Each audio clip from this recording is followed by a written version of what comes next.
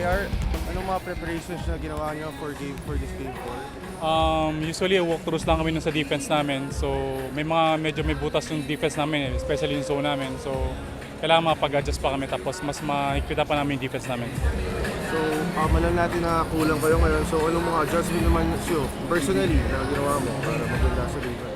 Ever since naman bago mag-start yung conference, ready kami. Kami nila Yancy, ako, sila Gabi. Kasi alam namin na si Junmar heavy minutes siya eh. So limited lang yung minutes namin. So kailangan, sa minutes na yun, kailangan malaki may tulong namin. As a player naman, kasi alam natin na ikaw yung nanalo ng 3 best players. So ano namang mga in-adjust mo para ngayong game na to? Kasi do or die na talaga. Siguro ano lang, yung focus ko lang. Kasi talaga, nung last game namin, medyo nawawala din ako sa focus. So, nagkakaroon kami ng mga breakdowns.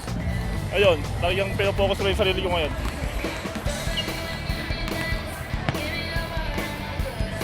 Gaano kalaga yung momentum na to? Kasi lamang kayo 3-0. Gusto niyo na ba tapusin yung series na to ngayon? Para sa amin, gusto na namin. Pero hindi madali ito. Hindi ito madali. Kaya, nanggaling na kami dito dati, last year eh. Talo kami ng All Filipino, tapos yung na-sweep kami ng 4-0. So, kahit 3-0 kami, hindi kami nag-take advantage na mananalo na kami. One game at a time lang kami. Pag nanalo kami ngayon, masaya.